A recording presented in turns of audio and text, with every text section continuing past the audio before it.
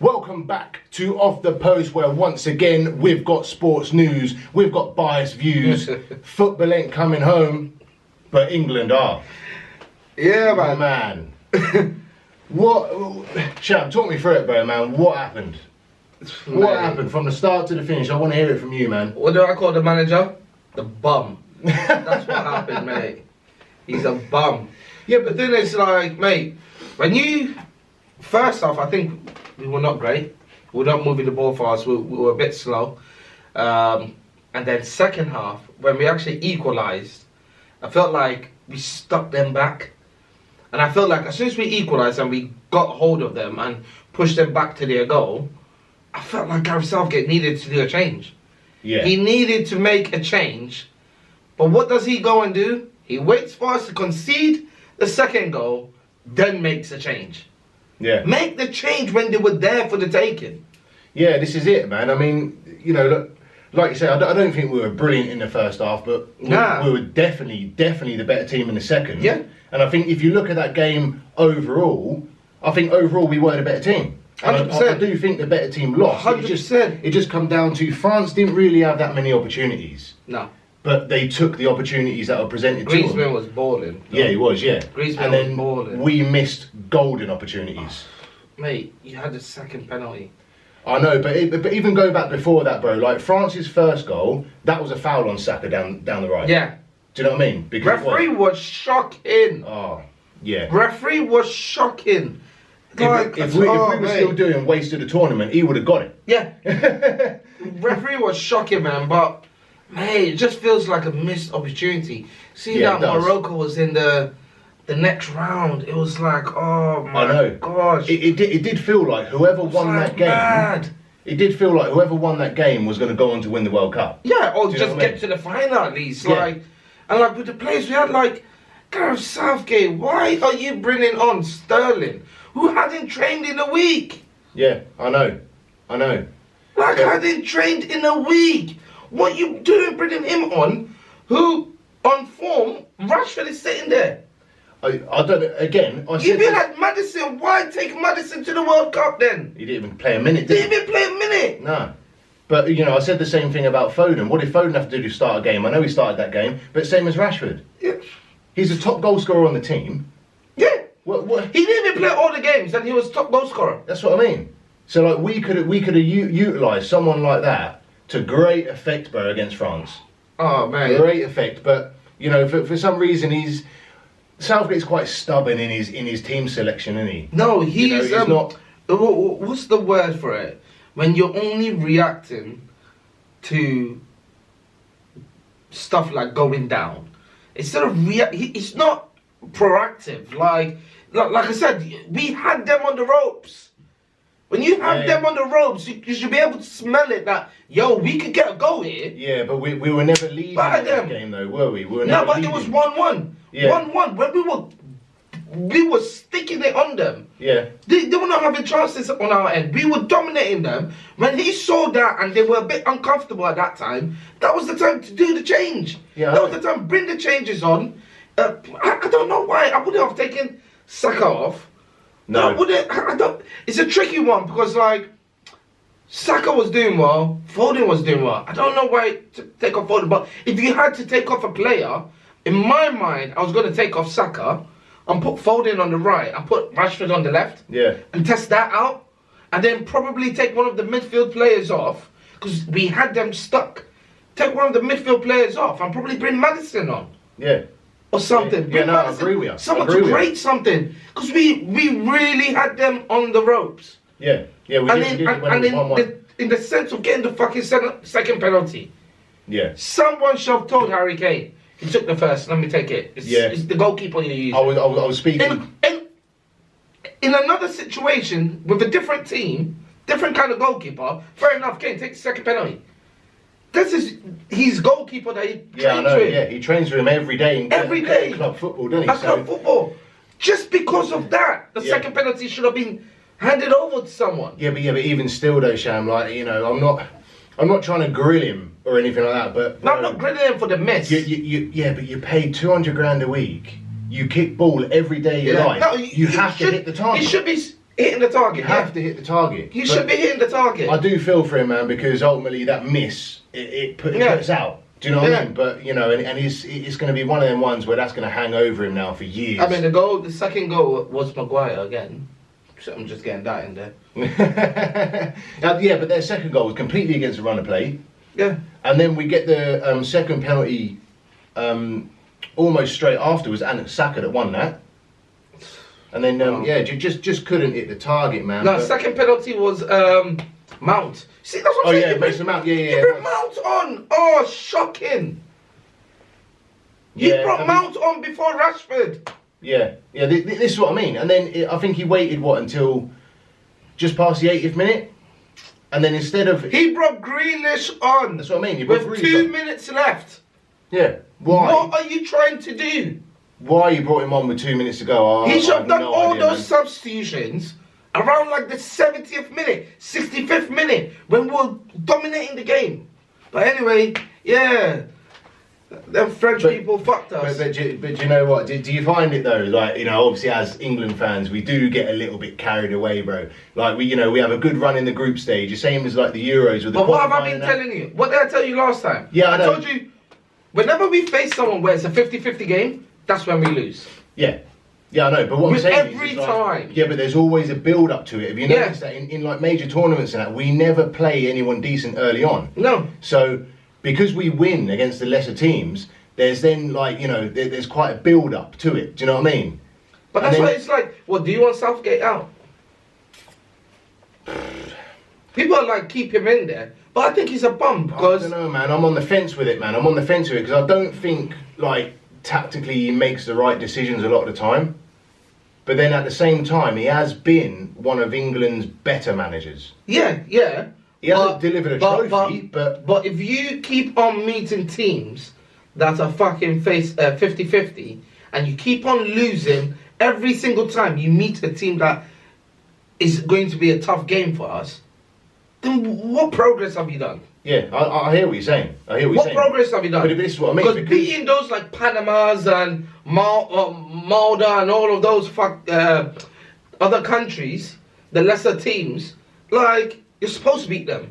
Yeah, I know. I know what you're saying. Like, but then, like I'm saying, as fans, it then gives us like the confidence. It's like, you know, who do we play the first game?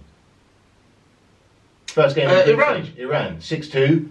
I know we drew the second game, but then third game, Wales beat them, and then it's like the confidence oozing. Then you start hearing he's coming home. He's coming. Do you know what I mean? Man. Honestly, man. And then playing against France, big reality check, bro. Man, the only thing I would say, they did keep Mbappe quiet, but like, mate, it was it's just a painful thing to take in because the opportunity was there. It was there. It was there to be taken, and now we have to wait till fucking Euros come along. Yeah, so I know, but I just think the whole philosophy around the England team needs to change a little bit because if he keeps the same tactics going into future tournaments. Honestly, man. I thought it changed a bit, you know, when he stopped playing the 5 at the back. He started playing 4-3-3. I was like, that's a different thing from him now, but then that's good. But it was like, we're still playing 4-3-3, but very slow. Very slow passing. Like, I swear to you, Maguire and Stones probably have the most passes in our whole team. Yeah. What does that tell you? Yeah. Exactly. So they probably have the most passes in our whole team. So it's like, regardless of the formation we play, we are always going to be playing like defensive kind of set. Yeah, I know, but I can switch up my formation on FIFA, but I don't call myself a managerial god for doing that. Yeah. Do you know what I mean? You know, it's just one of them. But like I say, I just think the philosophy of the England setup and the tactics being used by Southgate, if it's going to succeed in any way, it needs to change, bro, in like, you know, upcoming future tournaments. Because believe me, bro, Madeleine McCann will come home before football does. Yeah. You know what I mean? Yeah, man, that's the England talk, man. That's it, man. Let's get off that subject, bro. But Croatia, man, what a shock. Oh, mate, Brazil were my favourites, man. Brazil were my favourites. I mean, as soon as Brazil, Neymar scored that goal, that was a fucking wicked goal. Yeah, it was, The way it happened, the pass and then just dribble the keeper around. I thought that was it, done for them. Yeah, done for them. But the thing is, Croatia, they've always been quite solid. Yeah. Do you know what I mean? Because it's like they don't have a striker, so they just play defensive and catch on the counter. But they don't concede many goals, and they're always there or thereabouts in the latter stages of international tournaments. Yeah. Do you know what I mean? So I mean, yeah, Croatia nicked it, penalties. Yeah. When it went to penalties, I just don't understand this thing when you go to the penalty round and your best players are not taking the first few kicks. Yeah. I mean, I don't get that. Neymar waited till last, didn't he? He didn't even take one. Yeah, that's what I mean. Like, I don't get that. No, I don't. It does not make sense to me. It's like a glory thing. Do you remember Ronaldo did it in the Champions League, didn't he? He waited till the end and actually got to the end and he scored the winning penalty, so it looks like... Yeah. You know what I mean? It doesn't make sense. You want to score that first penalty, so then you set the tone. Yeah, because that's more like an achievement for yourself, not the team. Yeah. You know. But yeah, man, Croatia go through. They done well, bro. They did do well, especially to get past that Brazil team. Yeah. I really did think that they were going to go all the way. I thought they would do something, but this World Cup has just been for the underdogs, really. Yeah, man. It's thrown up a lot of shocks. Do you know what I mean? What do you think that's because of the time of year it's in? You know, it could be. Then again, you never know. Like, I was listening to what one of the pundits was saying. It was like, this time of the year, players are all fit. Yeah. They're all fit. Whereas when they normally do it at the end of the season, people have just gone and dragged their foot through the whole season, and now they have to play the World Cup. So some players might be shattered, not probably as much sharp. Yeah, I know, but then on the flip side as well, because the World Cup's in the winter, say like, I know, Sadio Mane and Cuckoo in Leipzig, they got injured. That's their fucking case. Yeah, but no, they got injured in the months leading up to the World Cup. Now, if the World Cup was played in the summer, they would have played. Yeah, but fuck that. I don't care about injuries, bro. No, I'm just saying. You're injured. Fuck off then. No. Like, injury ain't my problem. No, I'm just saying it would have been like slightly different, innit? In the summer. But no, like I say, fair play to Croatia, man, for getting past that Brazil team. They've done well. And Argentina also scraped through on penalties. Yeah, you know what? There's something about Argentina. We'll get to, obviously, to the final. But yeah, but bro, that was a good game, man. It was a good game. Did they? Netherlands came back from 2-0. Yeah, and they equalised. Messi was on. Mate, this whole tournament is just a Messi team. Yeah, he's been on fire, man. Netherlands, man, they came back 2-2 with that free kick. Yeah, but weren't the last goal like the 90 plus 11 minutes? Yeah. That free kick was mad. That didn't shoot, just slotted the pass. Mate, wicked game. Yeah. And even with that, like, penalties, man. You go let Van Dijk take the first penalty, a defender. Like, what are you guys doing here? I don't know. Would you like? It just seems that when it gets to penalties, taking the first penalty. When it gets to penalties, why? It's like names out of the hat, almost. Do you know what I mean? It's just, I don't know what happens. It's like, like the Spain manager was saying that, they took 1,000 penalties, they said. Yeah. They practiced 1,000 penalties for the World Cup and they didn't score one. Not even one. Not even one. I don't know what is happening in terms Argentina of penalties. through. Yeah. One on penalties. Poor Netherlands, but that's Argentina through. And the big shocker, mate. The big shocker's next, isn't it? Morocco knocking out the team that had in the sweepstake, Portugal. Mate. You cost me a lot of money, man. Honestly, man, I was screwing about that. Mate, Ronaldo was just pissed. Yeah. Did you see him walking down the tunnel? Yeah. I actually felt bad for him. Osaka. No, you didn't. I did. But I mean, look at the Portugal team. Solid. Morocco did get lucky, man. They did. They rode their luck a bit. They rode their luck in that game, but fair play to them. First African country to get to the semi-finals. Yeah. So fair play to them. But boy, oh boy, they defended well. Mate, they had not conceded a goal since. They've only conceded one goal since that match. And that one goal was an own goal they scored. Yeah. Mad. It's mad. But it just seems like this World Cup also is like the end of a generation, isn't it? Because you're not going to see Messi or Ronaldo at another World Cup. Yeah. You're not going to see Modric. Modric, no, he's not going to play again, is he? De Bruyne. You're not going to see De Bruyne. He was saying that he probably ain't going to make another one.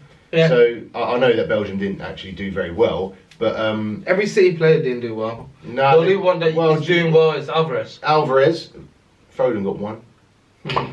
No, but only one is Alvarez. Yeah, but even still, Alvarez. That's who we're moving on to now. Anyway, Argentina then knocked out Croatia. Easy. Light work. I thought that would be the easiest one for them. Since the thing with Croatia was like last year, they'll fight, get to that tough stage, and bottle it. Like when they got to the final with France. Yeah. France just battered them. Yeah, they did. It was like an easy game for them. They did in the end. But like, that's Croatia for you. It was just a complete Messi show, man. Messi, run the shit. Yeah. Alvarez's goal was a bad boy goal, though. Yeah, I know, yeah. Well, bad boy goal. They were both good goals. It's just his second one, Messi absolutely spun your man. Who is it? Guardiola. Yeah. City are actually linked with him. You bought him. I think deal had been agreed. Fabrizio tweeted it. Yeah, I see that earlier on, yeah. Yeah, so... But, mate, it was a Messi show, that match, man. They're in the final now, man. Yeah, I could just see this. I could see it written in the stars, man. It's Messi's... Do you think, though, do you think that if Argentina do go on to win it, Messi will then... I know you got your biased views against Ronaldo. It's not biased views. Any football person, yeah, you sit down, you want to compare trophies. And if a player does it in more than one country, that has to be acknowledged. Yeah. You can't not acknowledge that. No, I get that. And like Messi, that's why the whole thing always comes to it where it's like they're two different players. Like Messi is technically gifted, whereas Ronaldo was like hard work training. But this is where the disadvantage is coming, because now age is kicking in both of them. Yeah. So with the hard work and strength and all of that Ronaldo uses, catches up more with age, so he's not able to do what he normally does. Whereas Messi, because he's technically gifted, he can control the ball and stuff like that. His speed is slow, but that touch, you don't lose that touch. Yeah, so Messi's still able to run around with the ball. Like, bro, this debate's been going on for 15 years? 15 years. Messi, Ronaldo. If you win the World Cup, you cannot not say. But then again, it's like also compare the teams, man. Messi's been in some crazy teams. Yeah, I know that. But then you were man. saying, you know, if you've done it in more than one country, that's got to be acknowledged. It's also got to be acknowledged if you win the World Cup. Yeah, but yeah, that's what I said. It has to be. But at the same time, Messi's only done it in Spain and Paris, in a Paris team that wins it every year. Yeah. Like, it's just one of those where it's like Ronaldo's done it in England, done it in Spain, done it in Italy. Wherever he goes right now, he's probably going to go get maybe a team in Portugal that's winning the league. Go and do it in Portugal. Yeah, no, I hear what you're saying. Done it for Portugal, won Euros. Yeah, you did, yeah. And stuff. And let's be honest, Portugal's team when he won Euros is probably one of the worst teams compared to the teams that Argentina's had as well. Yeah, I know. But then, like, if you're just talking about team achievements, they won the Copa America, didn't they, Argentina? Yeah, that's what I'm saying. Yeah. So Messi done good with getting the Copa America and getting the World Cup. So I mean, they will always be up there. Though. It's hard to pick one. Yeah, do you know what? I don't think it's ever going to be settled, bro. It will never be settled. Carry on, man. It's hard to pick one. You just got to look at it like Messi's a team player, naturally gifted, and Ronaldo was the ultimate goal machine. Yeah. You just have to look at two different kind of players. Yeah, it's just going to be. But I just feel like this World Cup is written for him. Yeah, I just see a different kind of focus in him, that it's like everyone around him are doing all the doggy dog work and he's just hanging up in front there, and every time he gets the ball it's like he's on a mission. Yeah, he's creating stuff and everything. He's definitely come alive at this World Cup, man. But then the game that we just finished watching, France, Morocco. Man, I was telling my dad this. I was like, after Morocco beat Portugal, it was like they were celebrating like they won the World Cup, mate. And well, yeah, because it's the furthest but still, they have got, and the furthest any African team has got in the World Cup. Celebrate. So I'm with them. I loved what they done. Yeah, so they have stuff like that. Good reason to celebrate. It's a good thing, but you've got France on the way. Yeah. Carry that fucking focus and that fucking underdog bite. Yeah, I know, but you got to enjoy the moment as well, champ. Take that, France, man. You got to enjoy the moment as well. Bro. Because like I'm looking at the media and it was like pure celebrations after the match, all the way run into this match, man. It was like yeah, I get it. Like, yeah, first African team to the semi-finals. Like, great, but mate, you got big. You could go to the final here, mate. Yeah, I hear what you're saying. Like, they started the match so sloppy. Yeah, they did. Yeah, they gave away the first goal. Yeah, I know. If they started that game like how they started the second half, much better if they done that. Yeah. Because they started sticking it on France. France were, for large parts of second half, France were looking uncomfortable. Yeah, I know, but it always just seemed to me that it was just only a matter of time before they got that second goal. And the man who scored it, he'd literally been on the pitch for 20 seconds or whatever it was. Good tactical change. And the only reason that he even, this is going back to what I was saying about injuries, the only reason that guy was even at the World Cup is because he replaced Nkuku, who got injured. Do you know what I mean? And he ends up scoring. It was a good tactical change as well, because the manager took off Giroud and put him on, and put Mbappe through the middle, because Mbappe was not getting no time on the wing. Hakimi was on his case. Yeah. And then that whole goal ended up happening. I think he's been brilliant this World Cup, Giroud. Yeah. I really do think he's an underrated striker, man. Yeah. I've always thought he was a quality striker. I don't think he done great at Chelsea. Because he wasn't their first choice. But, he wasn't their first choice. No, I know. But if he was their first choice, I remember watching Chelsea with United, and every time they brought fucking Giroud on, it was like this guy scored as soon as he came off the bench. Yeah. Like last minute, and he used to do that for them a lot. And it was like, and every time he comes, it was like a threat. Like that last 10 minutes, headers, shots, everything, and it was like, this guy is just crazy. And he was doing the same thing for Arsenal. Underrated. He's beating Thierry Henry's record for France. Like, he's not a dickhead. Yeah. And at Chelsea, he just wasn't first team player.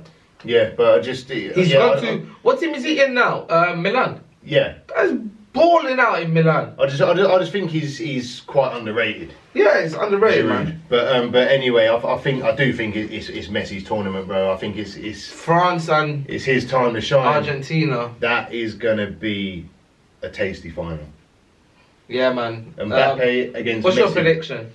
I don't know, man. Like I was saying, it's like you got Messi, like one of the all-time greats, against Mbappe, up and coming. Do you know what I mean? It's like battle of the generations almost, isn't it? Yeah. But that's a tough one to call, man, because they both lost a game each in the group stage. Yeah.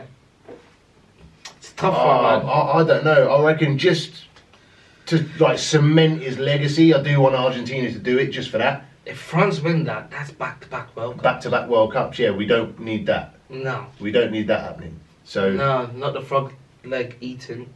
Yeah. It's a bit racist. No, man. Fuck the French. I don't like them, man. Not second time in a row, please. Not second time in a row. Yeah, so for me, it's gonna be team filled with African players as well, mate. I know, yeah. Team filled with African players. It's gonna be very tight. I want a happy ending for Messi, man. Yeah, so Messi. I'm just gonna give it to marginal. Messi, get it though. Marginal, bro. I think it'll be a Messi shot. Messi's gonna score the winner goal. 1-0.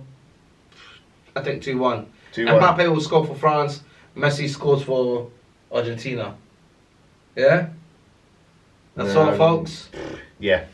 Cool. That's all, mate. Catch you guys next week. Peace.